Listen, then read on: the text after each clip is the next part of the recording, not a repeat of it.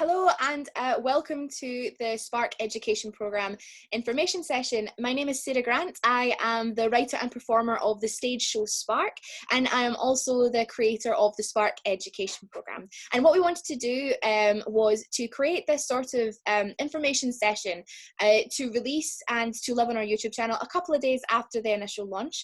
And what we're hoping to achieve with this information session is to answer any questions that you might have about the programme. So whether you've maybe come across it over the past couple of days and you're wanting to know more about whether it can help you or someone that you know, this hopefully is going to, over the next 30 to 40 minutes, answer all those questions. So whether you're a teacher and wondering how this programme might be useful to you in your classrooms, whether you're a parent and wondering if this is good for your child, whether you are interested in delving into spoken word poetry for the first time, or whether you are a theatre facilitator or someone who is looking for for programming a show that also comes with its own method of community outreach, then hopefully we're going to give it a little bit more context about the show and how it came to be, that will answer any questions that you might have.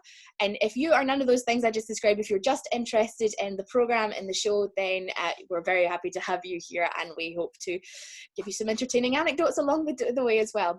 Joining me for today's chat is the show's original director and dramaturg, Charlotte Ryder, who's coming in from Newcastle, who I miss very, very much. She's going to be the one that is running this conversation and asking the questions and facilitating this information session. So welcome, Charlotte. Thank you so much for joining me.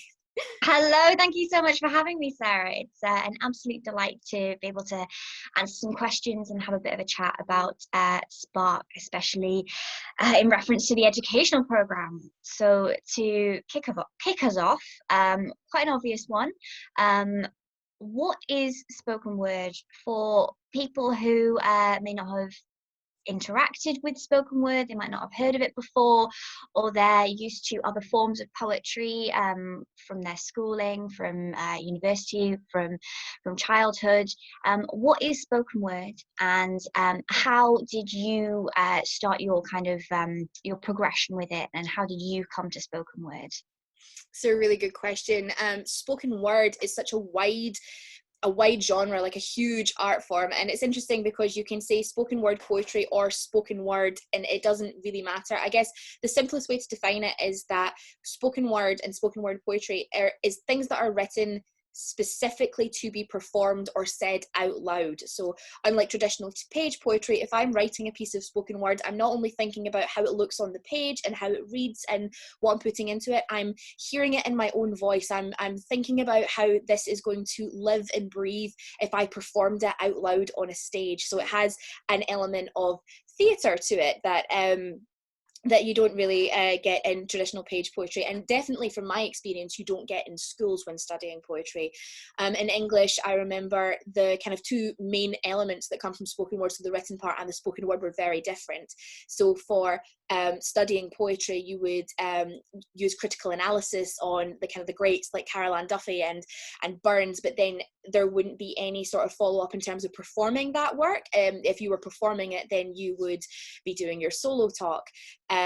Or if you were performing, then that's saved for drama, when this could exist across English and drama and history, and it has so many different ways to kind of live and breathe, which is what I really like about it, and it's also super accessible. I came to spoken word completely by accident. My background is in film, and I was working on an art scholarship, which meant that I didn't have to have like a kind of a part-time job or a full-time job to support my filmmaking endeavors. I was working on film for an entire year, so I had this free time to try and engage with a new art form, and I kind of accidentally stumbled upon spoken word through a gig night that was run by the Loud Poets, who are I Am Louder, responsible for the filming of the theatre version of Spark that lives on the website. And I was completely hooked. As someone who works in film and can take years and years and years to get from your first idea all the way through to being able to see the finished product, for spoken word, I could think of an idea and I could write it down and I could take it to stage that very night and perform it and get the feedback and get the rush and get the community that comes from being able to say your words out loud. Yeah, I think that's what I came to spoken word poetry through yourself, Sarah, and watching you perform with the Loud Poets. And I think what I really enjoy about spoken word is just the sheer diversity within the genre itself. You know, you have the performance aspect that allows so many different voices and personalities and types of performance to come through.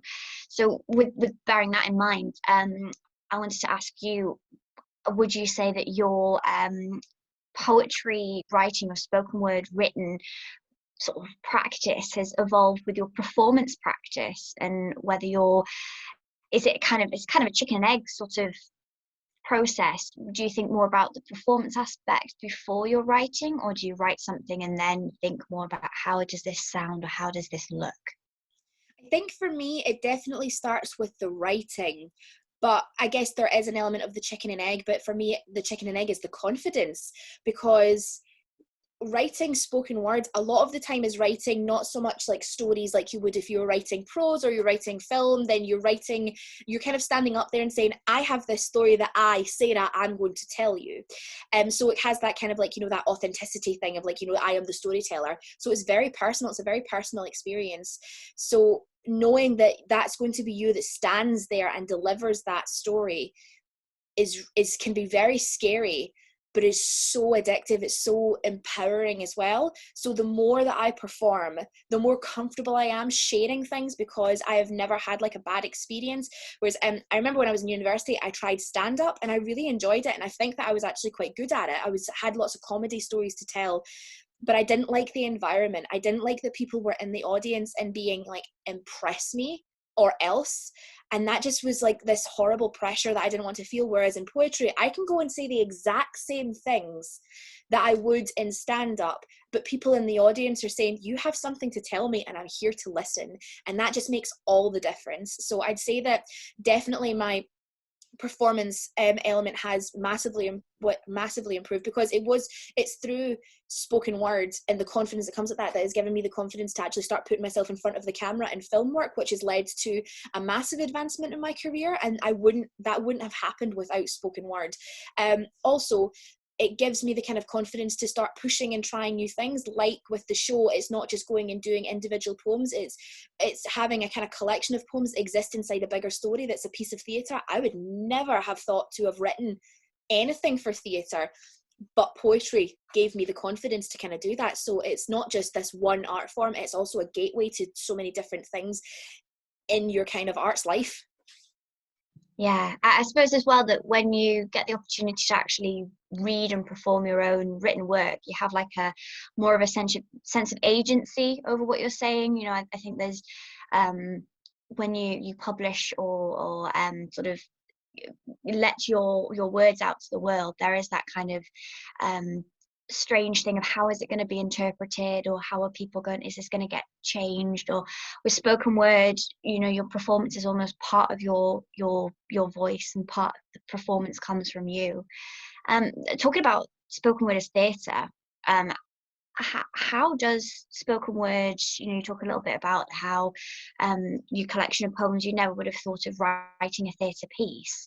How is spoken word different from, say, traditional theatre, you know, from it growing from a collection of poems or sort of like a view or opinion about a certain topic into something that has a narrative that we can follow and sort of be enraptured by?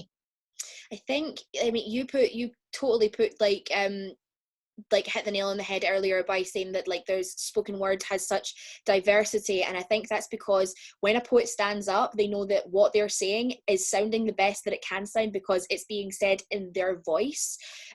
Whereas you're right, if like you write a piece of theatre and then you hand it off, then there's the research and development stage, the figuring things out, and also like, you know, reforming like and reshaping the characters and the writing to the voices of the actors portraying, which is wonderful.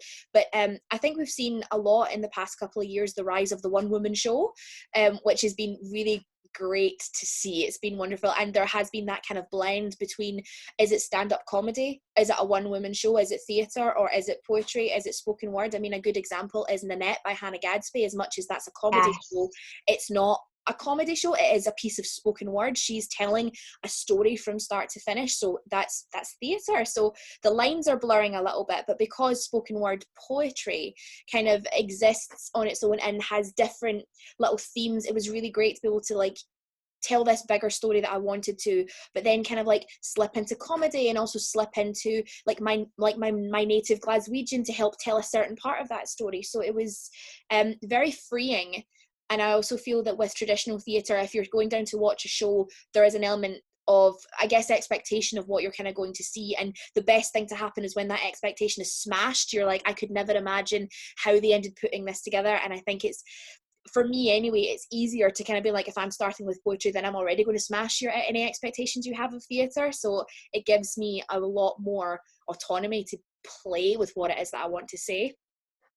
I think as well that with spoken word, you don't have anything really to hide behind. You know, the words can really create the pictures. You don't necessarily need the elaborate chunks of set and the big costumes. You are able, if you're doing it right anyway, you're able to really enrapture an audience with the words and let the person perform their piece as themselves and still be able to hold an audience and make discoveries and make people laugh or cry or talk about a topic or a subject. You make a really good point there. Sorry, you make a really good point, just because, like, mainly because about how you don't need the big sets. Like, I love spoken word as an art form because it's accessible. I mean, you'll know that in theatre there is a massive class difference in it, and as a working class artist who went to like a kind of a bit of a rubbish school, like there are some things that are just not attainable to certain people, whereas spoken words is nothing but your pen and your paper and your voice. And if you can take that and turn that into theatre, then you can do anything. You don't need fancy cameras or lighting, on your stage can be anything. You just need to be able to say what you've written, which is so empowering, and I think is a great tool for leveling the playing field in theatre anyway. I think especially now that the arts are essentially, we're coming into a period where, I mean, it was pre-COVID-19, it was a very it could be a very difficult playing field to navigate if you came from maybe disadvantaged backgrounds or didn't have access to certain tools or funding or even just knowing people or knowing, you know, and I think coming out of COVID with the lack of funds, money, and sort of the want to be creative, but not necessarily having the tools to do it, I think something like spoken word can really begin to thrive. And I think a lot of people would benefit from going to those kind of shows where you're not just relying on, I mean, I love a flashy show. I love glitter and sparkles and things coming down from the ceiling. But when I love all that stuff. Give me a fancy headdress and I'm sold. But I think whilst we're sort of still navigating this barren wasteland of the creative world that we're going to be going into very shortly, spoken word gives you that ability to really create spaces and voices and characters and worlds, and like you say, it's without that expectation. You know, when you hear of poetry, you're expecting one person standing and speaking, you're not necessarily expecting flashing lights. And I mean, you know, if you want to do a poetry show with a UFO coming from the ceiling and I don't know, an ensemble cast of 500 dressed entirely as zombie ducks, like, you go ahead. I would love to see that show. Please invite me. I'll be there front row opening night. But you don't need those things to really create and captivate people. So with the program in mind, with Spark, how did it sort of emerge? You know, you had this collection of some beautiful poems, and poems like Dear Hermione, which had won awards and had got such popularity. How did it come to be as a show, starting with that collection of poems? Where did that kind of vision to make it into this piece of theatre come from? I think so. I'd been performing the idea for it came around about later 2018.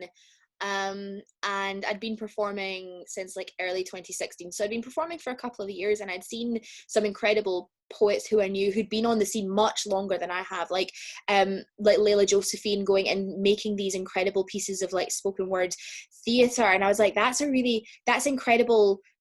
It's great to see that it's not just gigging for the rest of time, and like, which is absolutely fine, which is wonderful, but it's good to know that there was an element of progression. So I kind of had my one eye on it, being like, it'd be really great if I felt confident enough that I had so much, like enough to say that wouldn't just be like a 20-minute set, or like, you know, 3 poems at a slam. I felt that I could confidently take this and turn it into a longer story, or have lots of poems set inside I kind of like a bigger narrative.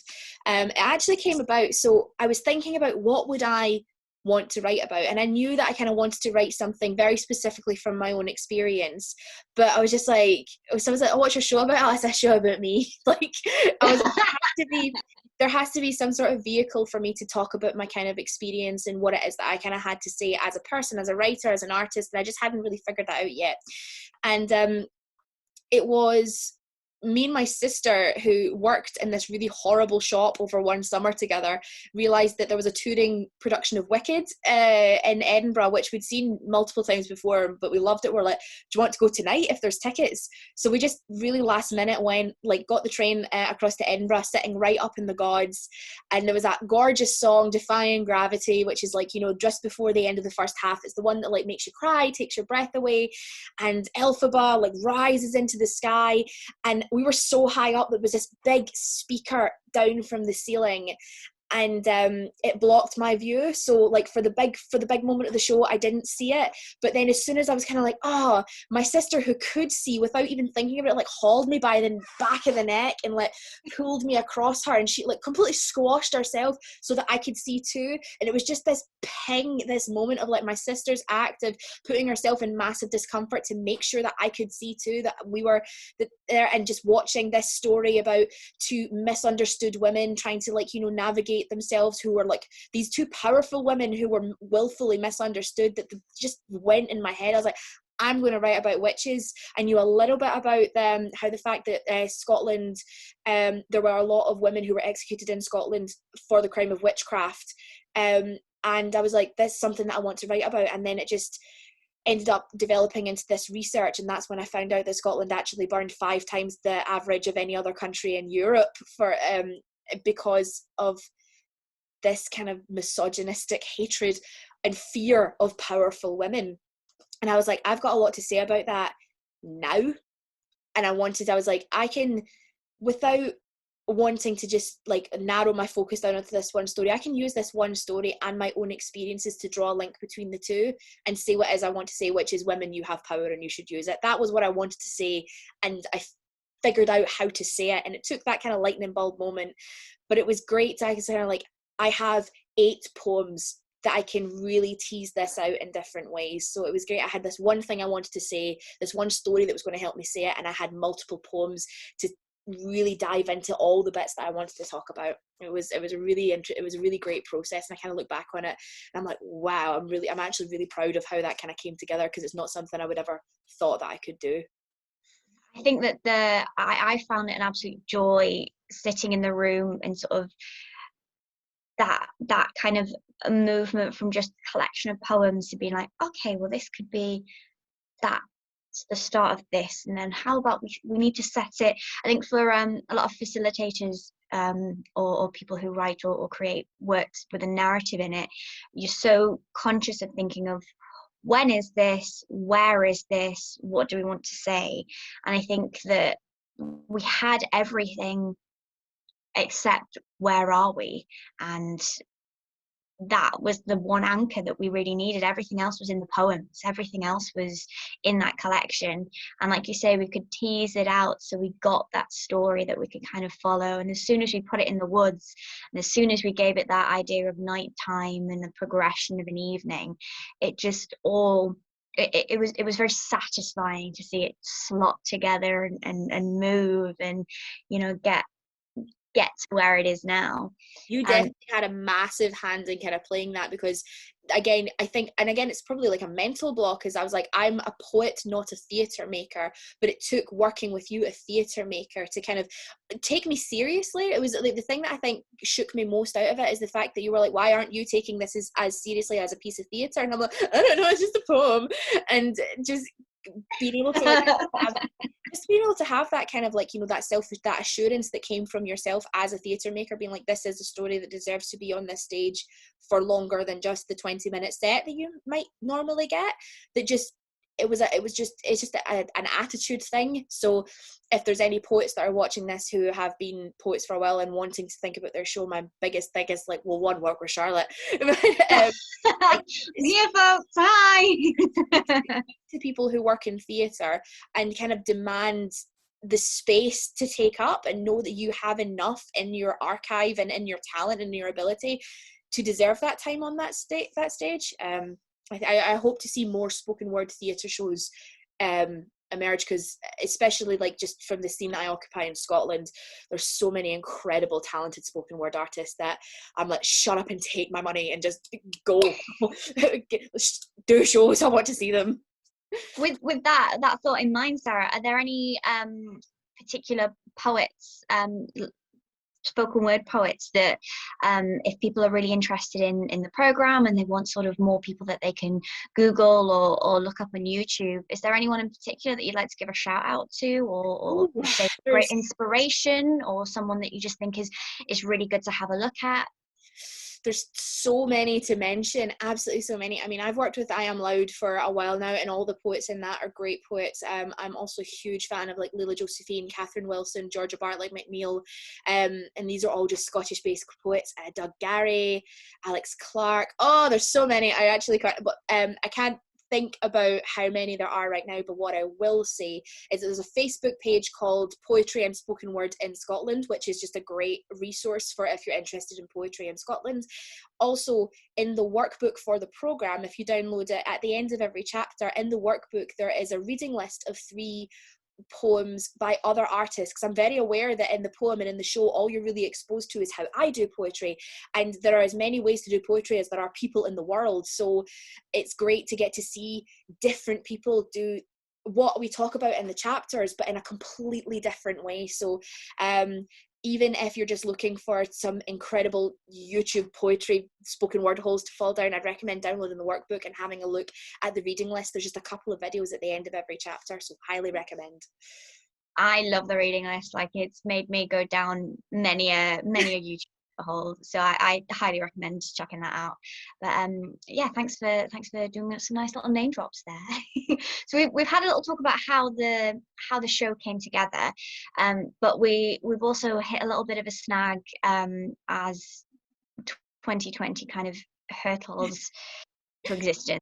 So with that in mind, after we sort of created the baby of Spark, what kind of trials, can we have a little bit of a chat about what the tricky issue of kind of trying to launch a show during COVID-19? You know, how did we look into adapting it?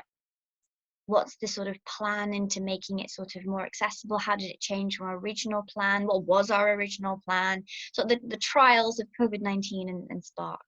I think what the original plan is because at the time that COVID hit, the show had been performed once at its debut, and it did so well. It was a wonderful, wonderful night, and like that will forever live in my memory as one of like the best nights of my life. Just how well this show was received. It was wonderful. So we didn't have a plan in place because it was quite early on in 2020 that I found out that I received the funding from the Creative Scotland Create Inclusion fund that was going to fund the education programme. So it was kind of an element of maybe it's worth holding off a little bit on planning our tour until we can have like the bones of the education programme. So we know that we also have something else to offer for when we're contacting facilitators and trying to set up a small tour. But then obviously COVID-19 hit and everything just got shut down, and we had to look at everything completely differently. So the original plan for the education program was for me to personally run workshops when on tour, and also be contacting schools to go into schools and to deliver either kind of intensive one-day workshops, or maybe come into like the more local schools, like over a course of 4 to 6 weeks, and teach the program that way. But when we kind of realized that we had no idea when we were going to get into schools anyway, I'm a filmmaker, so it's like, why aren't we making a digital program? And it was only when forced to think about what about digital program that we realized just how much of a better asset that was going to be. If the program was tied to me and my presence, then it would be tied to my availability by the fact that I'm in the Central Belt, and which means that it would only get to a small amount of people. Also, I'm not precious about how spoken word is taught. I just hope that it gets taught more often because of the confidence that it can give young people. So the idea of giving teachers and educators all the means they need to teach the program that I've written in their own way, a way that fits their students and their timetables and fits into their curriculum, that makes me really happy. The idea of like, it's like I don't need to have any sort of input in that. That's really exciting to me. It's just to kind of be like, you do whatever you want from this. This is hopefully something you can take what you can and put, like, you're the teacher, you know your students way better than me, a visiting performer ever can. So please use this. So and it means it can go anywhere in the world. It can exist, and it means that I'm here as a follow-up person. So after the program's been taken, or if anyone has any questions about it, then I'm going to have way more availability to support them taking what already exists, as opposed to every single time going into a school having to almost start again. And as much as that's still absolutely an option, I'd love to actually be going in, because that's the one thing, is that I don't get to speak or see any of my students develop, which is really sad. But at the same time, I'm a really emotional person, so I imagine like one student with a diploma just burst into tears. So that's probably for the best. And I still do hope to, when things go back to a semblance of normal, to take the show back on the tour that never was, and be able to run this program in person, to kind of almost lay the groundwork with this digital asset. Is probably the best thing that could have happened for the planning of the program. And it's ridiculous that it took the whole country locking down for me to actually think about that. But I'm glad that we were forced to think about it in a different way. Not glad that COVID happened, because obviously not, fuck that. But really glad that we were forced to kind of reevaluate how we were going to do things. Because I think the way the program exists now is its best possible format for maximum impact. I think that you hit the nail on the head. It's like a kind of silver lining to COVID, isn't it? You always try and give it a little bit of a, what's best out of this situation. And whilst it is quite bleak, and unfortunately, I mean, Spark is one of the many things that have had to be cancelled this year. But it's sort of made us evaluate how we can get it out there. It's given us time to breathe, but like you say, it's also enabled it to become something that so many more people can access. Yeah. And you don't even have to be part of a school or an educational program to have access to it. You can literally just hop onto YouTube and have a go, which I think is great. It's really, really brilliant. But even though you don't have to be part of a school or educational program to access it, as a teaching resource, how can teachers within schools or within drama clubs or poetry classes, how can teachers best engage with the program, and what is it that you would like to sort of let teaching staff know before they engage with the program with their students? That's a really good question. We were really lucky to, when putting the program together, to work with Katie Grant, who is someone that we both went to university with, but also who is an English teacher, and has been an English teacher for 10 years, and has a master's in leadership in education. And she is just this incredible voice for teaching. She's one of those teachers, you know, the ones that, like, you know, that stay with you. She's one of those, and I'm honored to know her.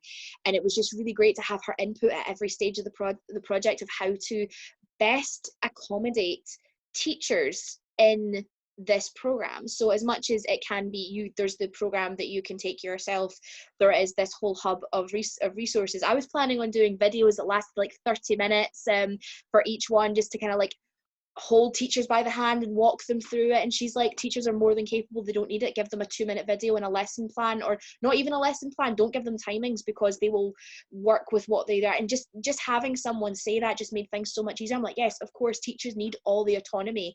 So we made this program where we give them all the options to use everything that they want, and they can pick and choose. You can jigsaw it together, which I think is really exciting. Also, what's really exciting, as much as Katie is an English teacher, when we were talking about it, she wanted to put out there that this is not a program for English teachers. This is also a program for drama teachers and also history teachers. And I guess you can say that I know in some schools in Scotland there's a specific module which is Scottish history, and you can pick and choose any parts of the program that you need that are going to fit your students as well. Writing spoken words and performing it is something that doesn't have to fit into one particular genre, because it has so many impacts. And I guess the word for it in Scotland is it hits all your benchmarks as well, and that doesn't really matter what class you're in. If your students are hitting your benchmarks in terms of being able to speak loud and to present while also write write from a personal point of experience, then you don't need to like pigeonhole this into one classroom, I guess.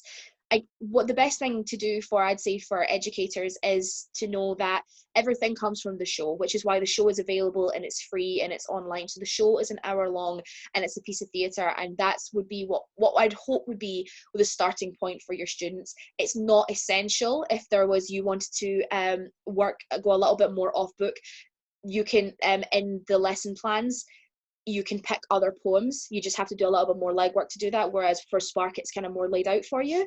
If you started with the show and showed that to your students, and then you went through the chapters one by one, each chapter studies a different poem and has a different lesson and a different set of writing exercises to help them write about something that doesn't have anything to do with the show. For example, one of the poems is called Wilderness, which is about writing about Scotland.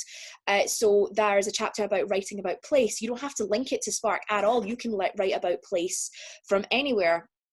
And so I think that having that flexibility and that freedom to go into and download and look at the lesson plans and see what works for you and your students is hopefully going to be helpful to you. But yeah, it starts and ends with the show, but everything you can go in to check out the program and then go into the teacher page and look and see what it is just all the supporting materials. What I kind of want is for not to patronize teachers and kind of say, this is how you teach this program. You can teach it however way you want. We just want to make sure that you have all the options there to help you teach it in a way that works for you and your students. And obviously, the good thing about it being digital is that it takes a lot of pressure off my time. So if you have any questions or want to jump on a call at any point, then you can just reach out to the email address and contact me, and I'll be happy to help tailor anything that needs to your students. I hope that answers your question. I think that's what's great about this program, is that there is that level of flexibility and ability for a teacher or facilitator to really personalize it towards their students and make it work for them, like being able to fit within certain time constraints or lesson plans, or if it's part of some other curriculum based learning. It's so flexible, and everything that you need to be able to do the program is there. You can have the choice of literally going through step by step and having your hand held if you feel you want that, but you can also have the option of going rogue and doing it as you best want to do and best for your students. I think that's a really good level for everyone to be able to get the best out of the program. So I hope so. Yeah.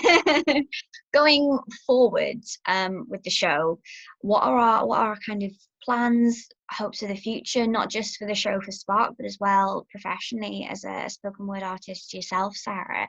What's the crack with the future? Like, I should be It's a big question. I guess what Spark in all forms has taught me is that when you are very certain in your voice, then you don't have to fit into any sort of box. Whereas before I used to think that I need to only want to work in theatre to write theatre, or if I want to have a future in film directing, then I need to only be directing films. And that's just not been my experience at all. Knowing kind of like, I guess what I try and teach my students as well is that the story comes first, and then you figure out the best way to tell that story. If you have a story and a poem is the best way to tell it, then use a poem. If you have a story and a film is the best way to tell it, then use a film. You write a script. It's not, you start with the story first, and I'm kind of doing that with myself, kind of starting with my kind of own story first and then seeing where that takes me. So I'm really hoping that the show gets to have the kind of tour and reach that I feel that it didn't get to have in 2020, if only to really push the education program out there as well. I think that's the hope. And then going forward, I'd love to spend more time dipping my toe into the water with theatre, and maybe I'd write something with a bit more traditional theatre, but it would absolutely come from the fact that I know spoken word, so I would use that as the backbone. Again, maybe not with, as with Spark, have this collection of poems and then weave in a narrative that kind of ties it all together, but just say I'm going to write a poem that is a theatre show and it's one collective thing. That'd be my next step forwards. But like I say, who knows what's going to happen after things start to go back to normal. What I think we've massively learned is that the crying out for access that has been denied up to this point is really was things that could have been accommodated so long ago with the facilitation of digital theatre. And I think I really hope that whatever kind of happens is going forward, as we're going to make new work that has the ability to reach more people that don't traditionally get to take advantage of, I guess, like highbrow theatre is the hope. And I really hope to be part of that in some way or another. Yeah. It's the sharing of stories, isn't it, without that kind of idea of what you can't achieve. And I think it's really important when you say starting off with a story. The best piece of advice which I try and pass on to any creative, whether you want to be an actor, a writer, a musician, any kind, or an artist, is that you have to be able to put your work at the center of who you are, but also be able to adapt and to be able to change with the best way to sort of facilitate it. So when I was doing my training as an actor, we were told that the idea of the triple threat of the you've got to be good at singing, dancing and acting to be a good employable actor is dead. That idea is gone. The new triple threat now is, can you direct, act, produce?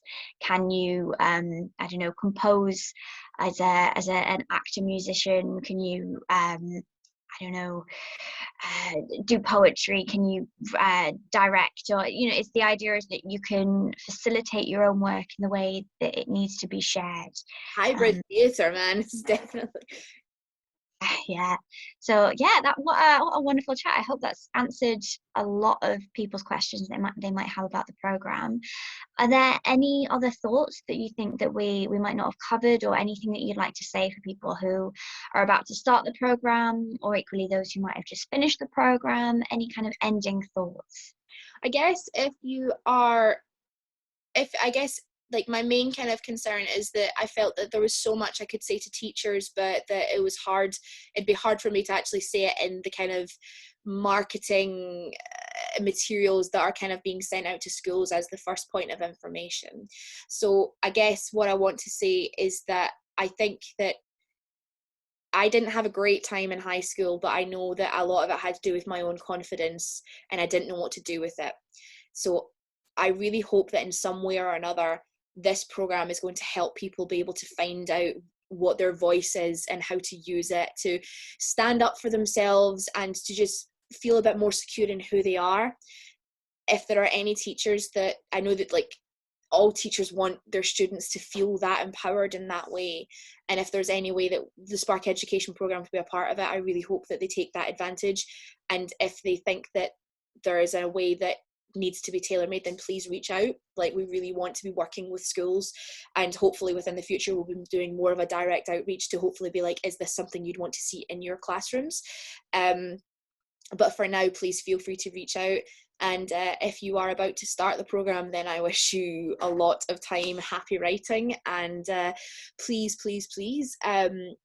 share your work. I know it's hard right now to get that element of sharing that comes from being in a gig, going to an open mic and getting to share your story, but there are ways to do it digitally, or so please do reach out with your work, because that is the part that we're really sad that we're not getting to see at our end. We're not getting to see your journey and hear your stories and see how far you come over the course of the programme. So I think that's everything that we've got covered. But yeah, if anyone does have any questions, then they can please feel free to reach out. The programme is live now, so yeah, like all we're doing is following up. So I hope that has answered everyone's questions, and I hope that this session has been useful. But if anyone gets anything from this, it's reach out to Sarah. She'll answer all your questions. If anyone wants to have a chat with me, also you can get in touch with me. I don't know if I'll be any help. Sarah's probably more likely to answer any questions you have. But yeah, I think the fact that this program is so accessible to the point where a lot of who are involved, myself, Sarah, will happily answer any questions you have or be able to facilitate your learning or teaching. We are happy to do that and answer any questions directly. Oh, well, thank you so much for answering my questions today, Sarah. It's been a lovely catch up with the show, and I think from both you and I, happy writing. We hope you enjoy the show, and we really hope to be able to see some of your work in the future and hear it and see it, and maybe even bring our lovely little show Spark to a theatre or classroom near you. And on that note, adieu. Happy writing, everyone, and yes, we will speak to you later.